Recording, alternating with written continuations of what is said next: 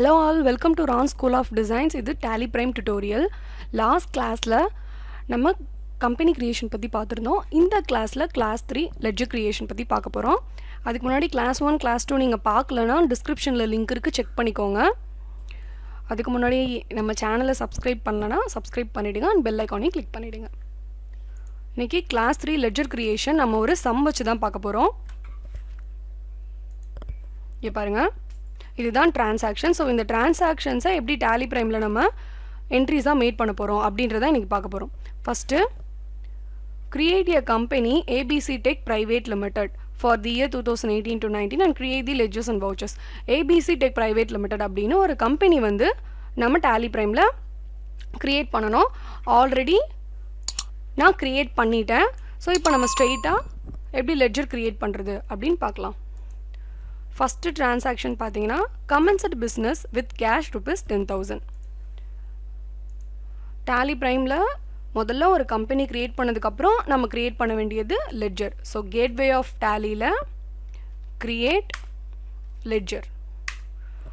First transaction commenced business with cash ₹10,000. So ஒருத்தர் ₹10,000 வச்சு ஒரு பிஸ்னஸ் ஸ்டார்ட் பண்ணுறாரு, கேபிட்டலாக இன்வெஸ்ட் பண்ணுறாரு. அப்போ அது கேபிட்டல் அக்கௌண்ட். இதில் அண்டர் இந்த குரூப்ஸ் பார்த்தீங்கன்னா ரொம்ப இம்பார்ட்டன்ட். ஒரு டிரான்சாக்ஷன் பார்த்த உடனே ஒரு லெட்ஜர் நேம் எப்படி க்ரியேட் பண்ணணும், அண்டர் அதுக்கு என்ன குரூப் கொடுக்கணும் அப்படின்றது ரொம்பவே முக்கியம். இங்கே தப்பாக கொடுத்துட்டோன்னா நம்ம வவுச்சர் என்ட்ரி நெக்ஸ்ட்டு க்ரியேட் பண்ணும்போது நமக்கு கண்டிப்பாக மிஸ்டேக்ஸ் வரும்.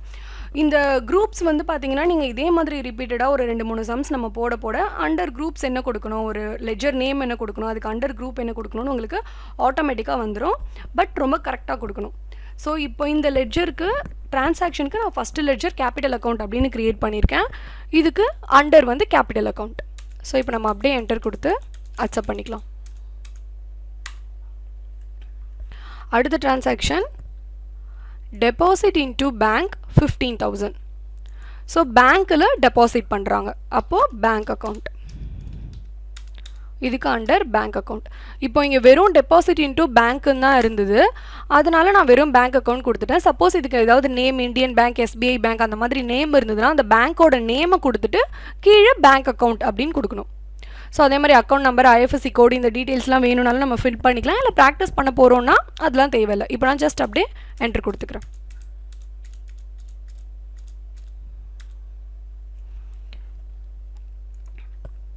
இப்போது அடுத்த டிரான்சாக்ஷன் பாட் ஆஃபீஸ் ஃபர்னிச்சர். ஸோ ஒரு ஆஃபீஸ் ஃபர்னிச்சர் வாங்குகிறாங்க, அப்போது ஃபர்னிச்சர் அக்கௌண்ட்.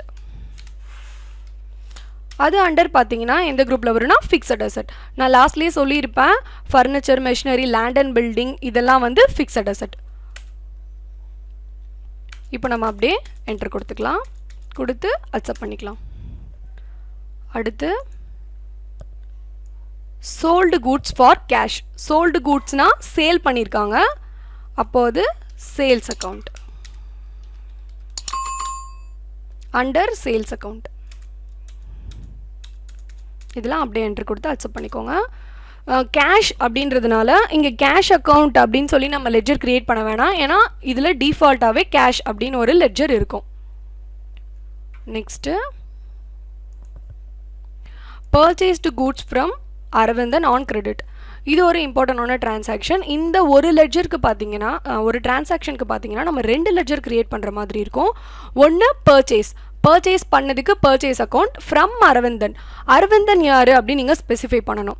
அரவிந்தன் வந்து இங்கே சன்ரே கிரெடிட்டார். நம்ம யார்கிட்ட இருந்து பர்ச்சேஸ் பண்ணுறோமோ ப்ராடக்டாக அவங்க வந்து சன்ரே கிரெடிட்டார். நம்ம யாருக்கு சேல் பண்ணுறோமோ அவங்க சன்ரே டெப்டார்.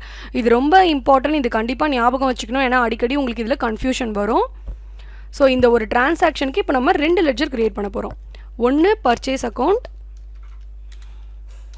இது அண்டர் குரூப் பார்த்தீங்கன்னா பர்ச்சேஸ் அக்கௌண்ட் தான். இதை முதல்ல சேவ் பண்ணிடலாம். அடுத்து அரவிந்தன். சன்ரே கிரெடிட்டார்ஸோட நேம் இருந்ததுன்னா அவங்க நேம் போட்டு தான் கண்டிப்பாக ஸ்பெசிஃபை பண்ணோம். இவங்க சன்ரே கிரெடிட்டார். ஸோ நம்ம யார்கிட்ட இருந்து பர்ச்சேஸ் பண்ணுறோமோ அவங்க சன்ரே கிரெடிட்டார். இப்போ அப்படியே என்டர் கொடுத்து அக்செப்ட் பண்ணிடலாம். அடுத்த transaction sold goods to Kishore on credit. இதுவும் அதே மாதிரி தான். Sold goods on sold goods to Kishore on credit. So sales account ஒன்று க்ரியேட் பண்ணணும், கிஷோர் அக்கௌண்ட் ஒன்று க்ரியேட் பண்ணணும். ஆனால் சேல்ஸ் அக்கௌண்ட் நம்ம ஆல்ரெடி இங்கே 4th டிரான்சாக்ஷன்லேயே க்ரியேட் பண்ணிட்டோம் சேல்ஸ் அக்கௌண்ட்டுன்னு. அதனால் இதுக்கப்புறம் எத்தனை சேல் என்ட்ரி வந்தாலும் நம்ம சேல் அக்கௌண்ட்டுன்னு ஒன்று க்ரியேட் பண்ண வேணாம், அந்த ஒரு லெட்ஜர் வச்சு நம்ம யூஸ் பண்ணிக்கலாம்.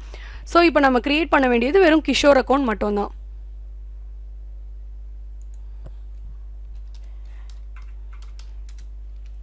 கிஷோர் அக்கௌண்ட். கிஷோர் யார்?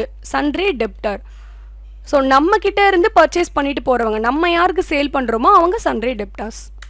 ஸோ சன்ரே டெப்டாஸ் கொடுத்து அப்படியே என்டர் பண்ணி சேவ் பண்ணிக்கலாம்.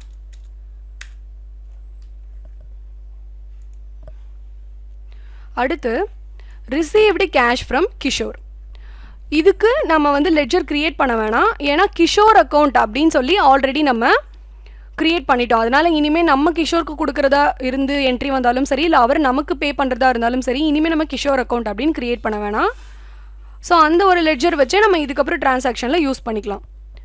Next paid cash to Aravindan. இதுவும் அதே மாதிரி தான். ஆல்ரெடி அரவிந்தன் அக்கௌண்ட் அப்படின்னு நம்ம ஒன்ஸ் ஒரு லெட்ஜர் க்ரியேட் பண்ணிட்டோம்னா இதுக்கப்புறம் அரவிந்தன் பற்றி எந்த டிரான்சாக்ஷன் வந்தாலும் நம்ம அரவிந்தன் அக்கௌண்ட்டுன்னு அகைன் க்ரியேட் பண்ண வேணாம், அந்த ஒரு லெட்ஜர் வச்சே நம்ம யூஸ் பண்ணிக்கலாம். Next received commission.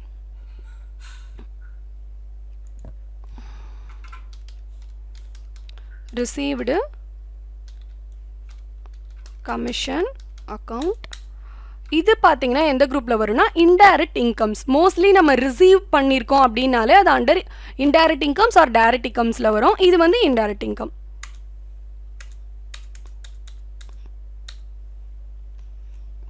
Next transaction received interest on bank deposit. இதுவும் பார்த்தீங்கன்னா ரிசீவ்டு இன்ட்ரெஸ்ட் நம்ம ரிசீவ் பண்ணுறோம் பேங்க் கிட்ட இருந்து. ஸோ நமக்கு அது ஒரு இன்கம், அதனால இதுவும் உங்களுக்கு இன்டைரக்ட் இன்கமில் தான் வரும்.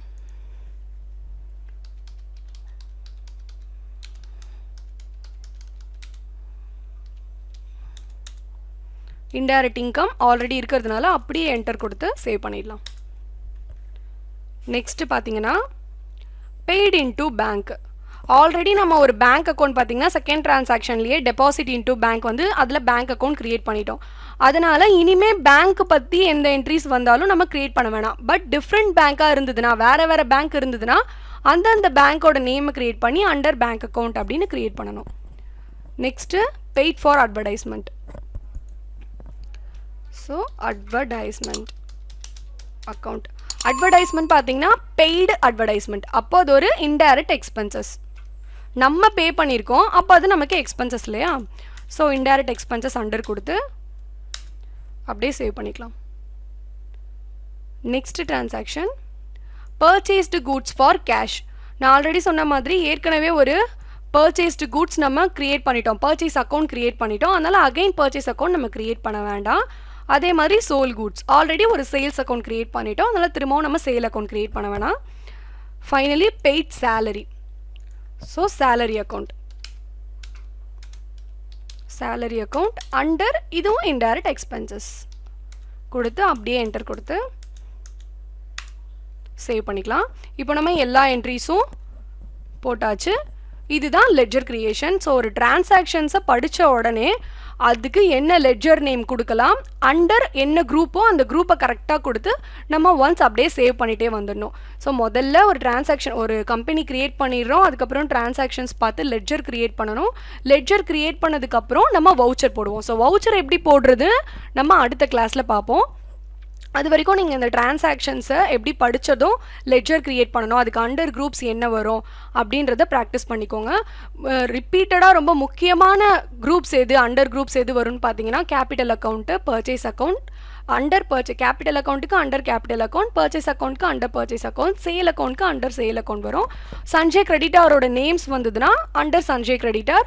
அதே மாதிரி டெப்டாஸோட நேம்க்கு அண்டர் வந்து சஞ்சய் டெப்டாஸ். கேஷ் லெட்ஜர் வந்து டிஃபால்ட்டாக இருக்கும். பேங்க்குக்கு அண்டர் பேங்க் அக்கௌண்ட்ஸ் கொடுக்கணும். இது ரிப்பீட்டடாக வர லெட்ஜர்ஸ். இது இல்லாமல் ஒரு 4-5 லெட்ஜர்ஸ் புதுசாக வந்ததுன்னா அது என்ட்ரிஸ் போட போட நீங்கள் ப்ராக்டிஸ் பண்ணிக்கலாம். அதுக்காகன்னு தனியாக நீங்கள் எதுவும் ப்ரிப்பேர் பண்ணணும்னு அவசியம் இல்லை. Okay, okay. நம்ம வவுச்சர் பத்தி நெக்ஸ்ட் கிளாஸ்ல பார்க்கலாம். ஸோ இந்த மாதிரி கிளாஸ் 1, கிளாஸ் 2, கிளாஸ் 3 அப்டின்னா கன்டினியூஸா எங்க வீடியோஸ் இருக்க போகுது. ஸோ எங்க கூட எப்பவுமே கனெக்டடா இருக்கணும்னா, எங்க சேனலுக்கு சப்ஸ்கிரைப் பண்ணுங்க. அண்ட் மறக்காம பெல் ஐகானையும் கிளிக் பண்ணிடுங்க. நம்ம அடுத்த கிளாஸ்ல மீட் பண்ணலாம். பாய். Thank you.